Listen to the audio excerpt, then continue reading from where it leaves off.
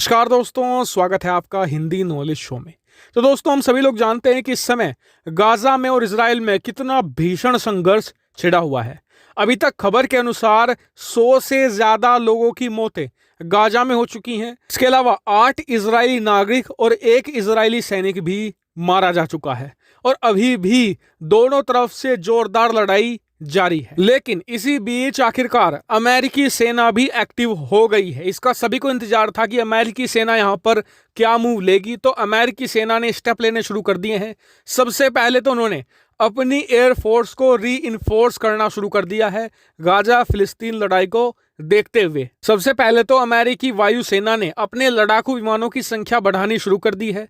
Saudi अरब में जो उनका एयरबेस है, वहां पर उन्होंने अतिरिक्त FA-18 सुपर हॉर्नेट लड़ाकू विमान तैनात करने शुरू कर दिए हैं। और आपको बता दूं कि इस एयरबेस पर हमेशा F-22 रैप्टर और F-35 लड़ाकू विमान भी तैनात रहते हैं। इसके अलावा B-1 बॉम्बर भी यहां पर तैनात है। लेकिन अब सवाल उठता है कि अमेरिका सऊदी अरब में ही तैनाती क्यों कर रहा है। इसका सबसे बड़ा कारण बताया जा रहा है ईरान, क्योंकि इजराइल ने पूरा मन बना लिया है कि वो अब ग्राउंड इन्वेजन शुरू करने वाला है, यानी कि गाजा में कब्जे का जो उसका अभियान है उसे शुरू करने वाला है।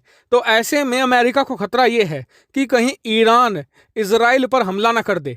तो ऐसे में अमेरिकी सेना ईरान के बेहद ही करीब अपनी संख्या को बढ़ा रही है ताकि ईरान पर प्रेशर बनाया जा सके कि वो इस युद्ध में ना कूदे। इसके अलावा दूसरा कारण यह है कि अब डर ये लगने लगा है कि इजराइल के खिलाफ जो उसके पड़ोसी देश है, खासकर कि लेबनान, वो उसके खिलाफ युद्ध छेड़ सकता है। इसके अलावा फिर बाकी के जो अरब देश है जैसे कि सीरिया, जॉर्डन, मिस्र, ये भी युद्ध में कूद सकते हैं।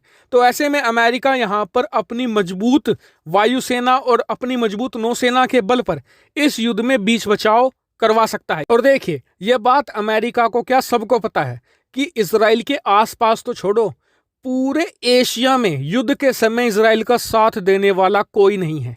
ऐसे में अमेरिका इजराइल के आसपास रहकर कहीं ना कहीं इजराइल की जो सेफ्टी है उसे इंश्योर करना चाहता है। हालांकि ये बात अमेरिका को पता है कि इजराइल आज की तारीख में बहुत मजबूत है, लेकिन फिर भी वो रिस्क नहीं लेना चाहता कि कल को कुछ ऐसी ऊंच नीच हो जाए और इजराइल का संकट ही अस्तित्व में आ जाए। ऐसा वो बिल्कुल नहीं चाहता, इसलिए वो हमेशा इजराइल के पास एक मजबूत अमेरिकी सेना चाहता है। और इसलिए बताया जा रहा है कि आने वाले समय में अमेरिका और ज्यादा डिप्लॉयमेंट सऊदी अरब में, इसके अलावा जो ग्रीस में उनका सैन्य बेस है जो इजराइल से काफी नजदीक भी पड़ता है, वहां पर भी डिप्लॉयमेंट बढ़ा सकता है अगर अमेरिका को लगता है कि स्थिति और गंभीर हो जाएगी। तो इसलिए अमेरिका इस समय बिल्कुल जीरो रिस्क पॉलिसी पर चल रहा है।